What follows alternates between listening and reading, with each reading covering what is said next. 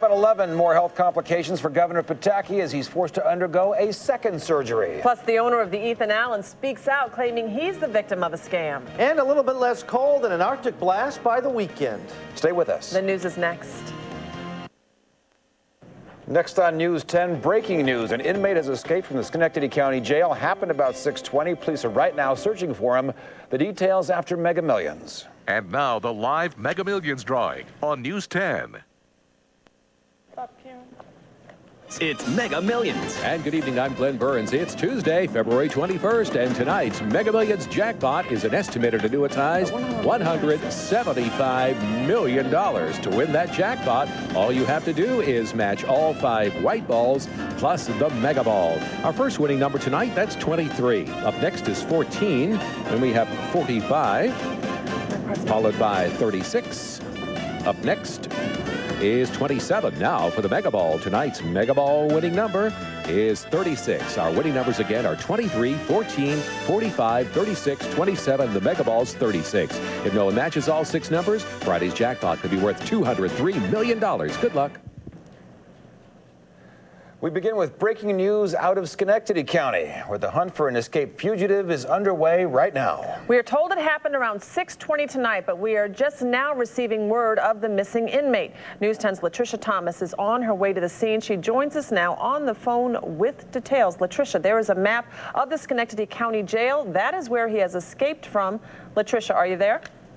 We are on our way to the Schenectady County Jail, where Schenectady County Sheriff Harry Baffardi is telling us a 41-year-old inmate housed inside the jail has apparently escaped. We are being told that the inmate's name is Edwin Ortiz.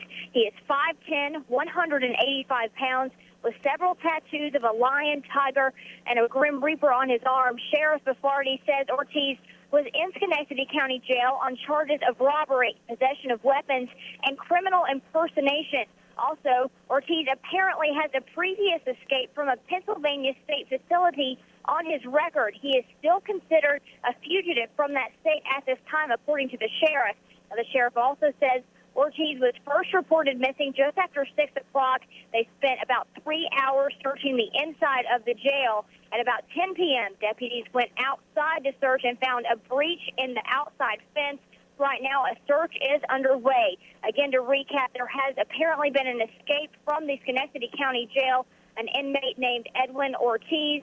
We are on the way to the scene. This is a very developing story. We hope to join you later in the newscast with more information. All right, thank you, Latricia. And of course, we will have more as soon as it becomes available. Well, the governor is recovering tonight in a New York City hospital after having another operation. He was transferred there this morning. Hours later, was under the knife again, this time to deal with a complication from having his appendix removed last week. News 10's Elisa has the details. The day started with a surprise transfer from Westchester County to Manhattan's New York Presbyterian Hospital, a larger facility with more resources. Then, late word this afternoon that Governor Pataki went under the knife for the second time in a week. The procedure to remove the blockage took a little more than an hour and was completed as expected. The governor has already started his recovery. His aides report he's awake, alert, and resting comfortably. But this is a rare complication. Only 10 to 20% of appendectomy patients take longer than a few days to recover. Of that 10 or 20%, maybe 10% of that, or maybe less than 1% of patients will require a second operation after the appendectomy. Dr. Stain says because the second operation happened so soon after the transfer, there may have been a bigger problem like a bowel compromise or infection. We don't know all the details, but whatever the case, 2 surgeries in 5 days will take a toll. That recovery is probably going to be a little bit longer than from the appendectomy. So my guess is he's probably looking at an additional 4 to 6 weeks of coming up with a complete recovery. Of course, the governor will be closely monitored and will likely scale back his workload for a little while. And he's not out of the woods yet. Dr. Stain says it is possible for patients who have had one blockage to have a second one at some point in their lives. Elisa, News 10. In light of the governor's health, for a brief while today, there was an unseen transition in the leadership of New York's most powerful office. Governor Pataki was taken into surgery At 1:15, as soon as he went into surgery, Lieutenant Governor Mary Donahue became acting governor.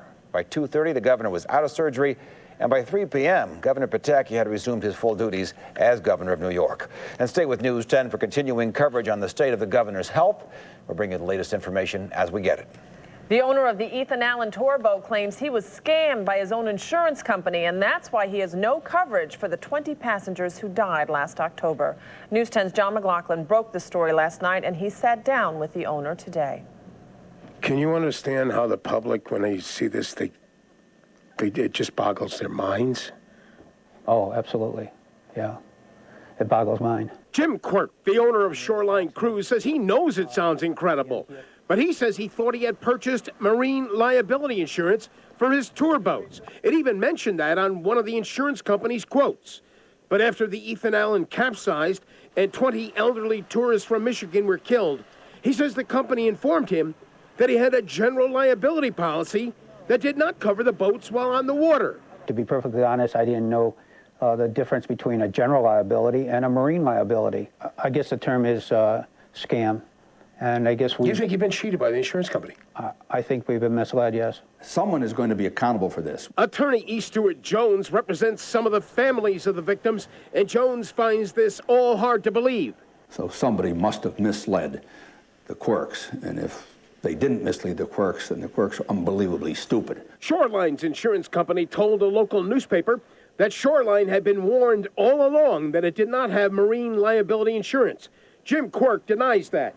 He says he's afraid that he could lose his businesses, boats, a restaurant, land on the lake. But he says he's more anguished by the deaths of those innocent tourists in his boat and their families. I hope those people have it in their heart to forgive us, and we certainly feel bad. Now, we tried to contact the insurance company, which is known as Global Property Owners Association, but the phone numbers that were listed for Global in Miami and in Fort Lauderdale, Florida, were disconnected. John McLaughlin, News 10, in the newsroom. Pretty quiet tonight, but a number of snow squalls pushed through the capital region today. Let's head over to Chief Meteorologist Steve Caporizzo for the Storm Tracker forecast. Steve. Howdy, Terry. It was interesting this evening with some bursts of heavy snow. Our first stop up in Cohoes, and this was right around 6:30, 6:45. We had a burst of, do we have the video? We had a burst of some pretty decent snow come down, and just enough to coat the roadways. It melted, froze up, and some of the roads became rather slick. Fortunately, it only lasted about 5 minutes.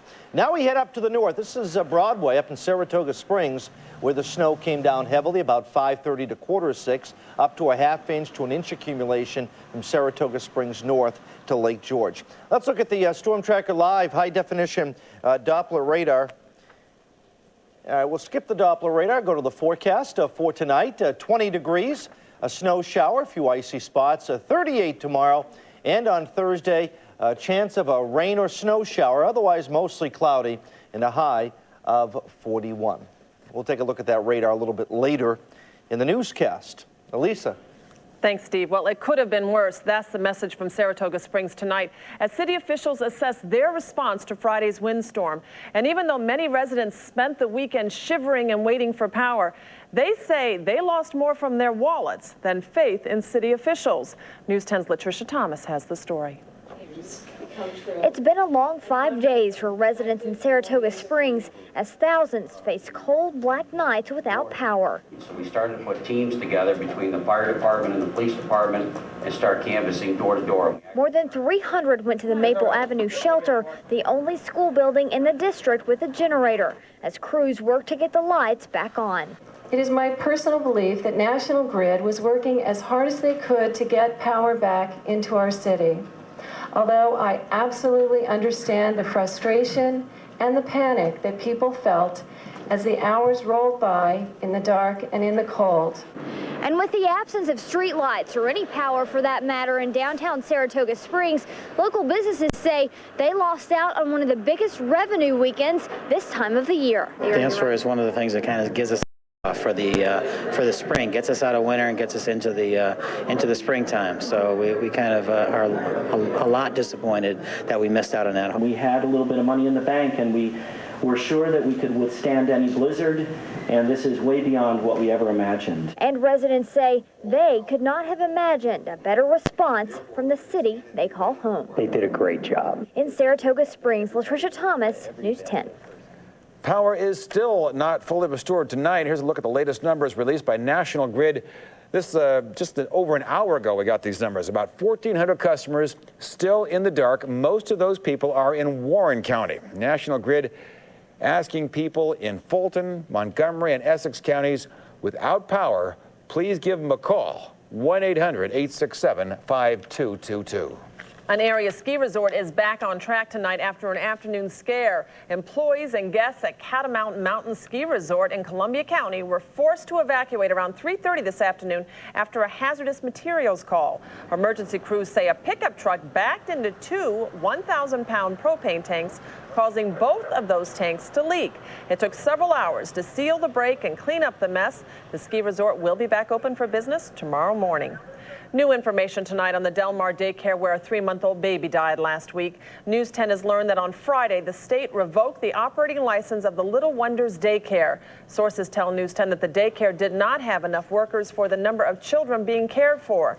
A 3-month-old baby boy choked to death on his own vomit last Wednesday. Police at the time called the death accidental. A chilling plot uncovered tonight as federal investigators announced the indictment of 3 men in Ohio on terrorism charges. The 3 Muslims, originally from Jordan and Lebanon, have lived in Toledo for the past year. They allegedly recruited others and trained together at a shooting range, planning attacks on U.S. and coalition troops in Iraq and elsewhere overseas. They also allegedly trained in making explosives. U.S. Attorney General Alberto Gonzales says the suspects had the resources to carry out an attack. The folks had the motivation, and I think that they demonstrated that they had the means, and so I think that because of the good work of the law enforcement community, I think America is safer. All 3 men are charged with conspiracy to kill Americans and harboring or concealing terrorists. One of the suspects, who has joint U.S. and Jordanian citizenship, is also charged with threatening to kill President Bush. Temperatures in the upper 30s, maybe low 40s. Next on News 10, Steve returns with the storm tracker forecast. Plus, President Bush defends a controversial policy to hand over management of 6 U.S. ports to a Middle Eastern company. Also, a community divided. We'll show you how police and activists are addressing concerns of racial profiling and police brutality. A busy night for high school basketball here in the Capital Region, and our cameras were everywhere, including a big one at Albany Academy. How about a doubleheader at Ichabod Crane? Highlights and scores coming up for you later on in sports. Now, your Storm Tracker forecast with Chief Meteorologist Steve Caporizzo. Howdy, welcome back, everyone. Let's check the forecast first, and we'll show you the radar that we promised you earlier in the newscast. At 7 a.m., partly sunny and 20, 35 at noontime, and at 5 p.m., mostly cloudy in 36. Another day with near seasonable temperatures. All right, Storm Tracker live high-definition Doppler radar shows another band of snow showers and snow squalls moving right down the Mohawk Valley, pretty much along I-90 and along the Erie Canal. Let's zoom in to a couple of locations. First of all, there's a close-up around Albany, a band of snow just crossing the Hudson River into Rensselaer County. More snow showers from Guilderland west to Rotterdam and Schenectady. And notice along I-90 through Rotterdam Junction, Amsterdam, Fultonville, some snow showers. Also along I-88 in Dwaynesburg, west into southern portions of Montgomery County. So for the next hour or two, these snow showers will come right down the Mohawk River into the Capital Region, may produce a half-inch of snow in some, just enough to make some of the roadways a little bit slick. 26 in Albany, 22 at Glens Falls and at Saranac Lake, still in the upper 30s. 38 at New York City, Boston at 33 and low 20s as you head up towards Montreal. 25 in Pittsfield, North Adams at 29 and at Bennington 29, 25 at Rutland, Schenectady 27 with snow showers. And again, they extend westward almost to Utica and 29 in Poughkeepsie. Here's our Storm Tracker 3D satellite picture. We have one narrow little finger of lake effect moisture coming down the Mohawk River. Will be with us for the next couple of hours. The main storm for the next 24 hours is down to the south of us in Kentucky and Tennessee. This is rain.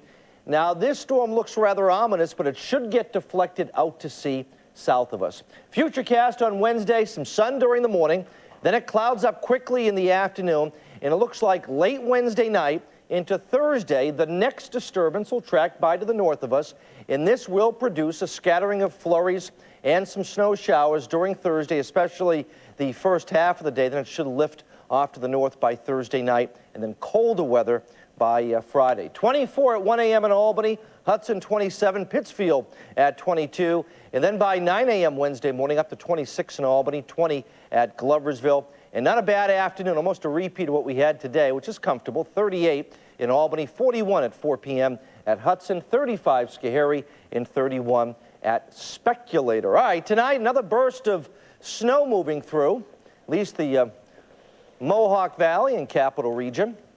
Watch for some icy spots on the roadways. About 20. And for tomorrow, a mix of clouds, at least some sun during the morning, a high of 38. And your 7-day forecast, mostly cloudy Thursday. Could be a flurry or a sprinkle, 41. Colder on Friday, 32. Late Saturday, Saturday night, a pretty good chance now of at least some snow. Saturday, 27. And an Arctic blast here Sunday, a high of 20. 4 at night. And only 18 Monday and 22 on Tuesday. So a break from the real cold stuff. And then watch out for the weekend. Absolutely. Steve, thanks a lot.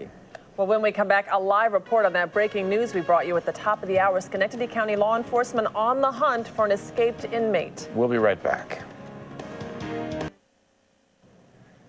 Getting back to our breaking news that we had at the top of the show out of Schenectady County, where there's an all-out search underway right now for an escaped inmate. News 10's Latricia Thomas live right now in Schenectady. Latricia.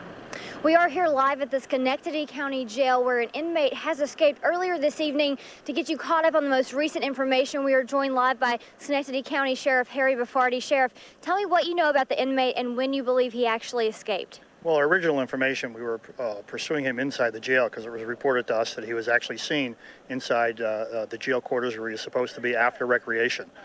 We spent 3 hours searching every nook and cranny and pipe shaft and ventilator site and just every nook and cranny of the jail that we could search on the expectation that he was still inside the building. Subsequent search outside revealed there was a breach in the recreation yard fence, and we believe he escaped from there sometime in the neighborhood of 6, 7 o'clock tonight. Now, we have been told that he is Edwin Ortiz is his name, 5'10", about 185 pounds. And we were also told he has been involved in some previous incidents in the Rotterdam area. Is that correct? That's correct, and there's a change to the weight, too. We believe he's about 160 pounds now. We took a recent weight on him from his medical records. He's had colitis and lost quite a bit of weight. He was involved in a very notorious issue back in October of last year involving the Rotterdam Police Department. Armed robbery, threatening police officers, crashing into their vehicles, things of that nature. So we consider him dangerous at this point. And tell us this, we have also been told that this is not the first time he's escaped. Is that right? Well, we were able to confirm that his records date back to 1981, an escape from a jail in Pennsylvania. And going on that information is he had a previous escape before. And tell us, too, what kind of manpower are you guys putting into this search at this point? Well, currently, the state police have joined us in the investigation. Their major crimes unit and their violent felony warrant squad are going to be running the lead desk out of our office. We will start from the jail proper and expand outwards. We notified all the local police agencies. We actually notified them prior to putting out a broadcast when our count was missing one, just to let them know there was a possibility of an escape. But the state police major crime unit will be an integral part of the investigation. And I assume searching throughout the night tonight. Searching continuously until we find him. Okay, thank you so much, Sheriff. Again, we want to let you know the description of Edwin Ortiz, the inmate who has escaped here from the Schenectady County Jail. Again, 41 years old, 5'10", we are being told now, about 160 pounds. Tattoos of lions, tigers, and the Grim Reaper on his arm. That is what we know now. He was in the Schenectady County Jail on several different charges, including robbery, possession of a weapon, and criminal impersonation. We will continue to follow this story. Again, remember, this inmate is being considered dangerous. So if you see him, call the Schenectady County Sheriff's Department. Reporting live in Schenectady County, Latricia Thomas, News 10. Despite concerns from both Republicans and Democrats, President Bush tonight continues to stand strong behind a plan that would hand over operations of 6 major U.S. ports to a Middle Eastern country. The president says he will veto any bill that blocks the controversial deal. The ports will be run by a company owned by the United Arab Emirates, which has ties to the 9/11 hijackers. In fact, 2 of the terrorists were from that country. The president says this is a legitimate deal that won't jeopardize the nation's security. Fighting racial profiling was in the minds of some Albany residents at a meeting tonight. Some 30 people met at the 100 Black Men building on Clinton Avenue in Arbor Hill. They were there to talk about police brutality and harassment, complaining that some Albany officers harass them instead of protect them. The group wants to teach residents how to approach the police, what their rights are, and ask officers to better understand African Americans. The police need to first understand what's going on in the community, what's going on with the kids. The kids are frustrated, they're angry. I think they probably need some kind of lesson in what's going on in the community itself in order to approach the situation better. Tonight's meeting, part of the Millions More movement, which is trying to empower African Americans and bring about change. Now here's tonight's lottery drawing.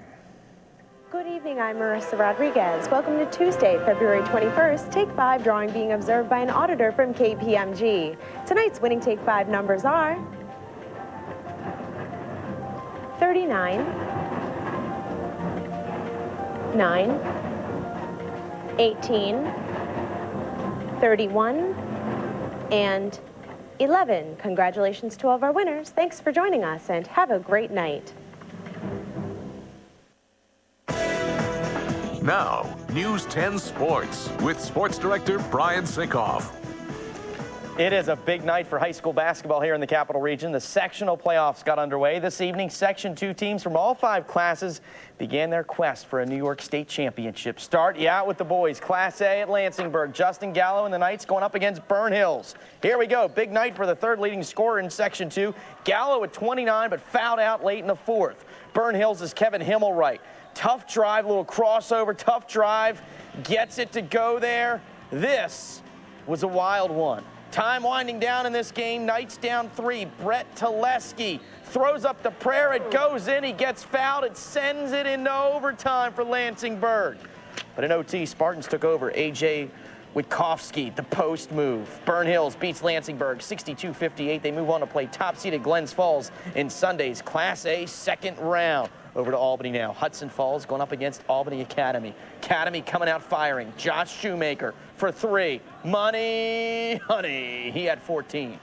Nice passing from Hudson Falls. Working around to Brad Ordway.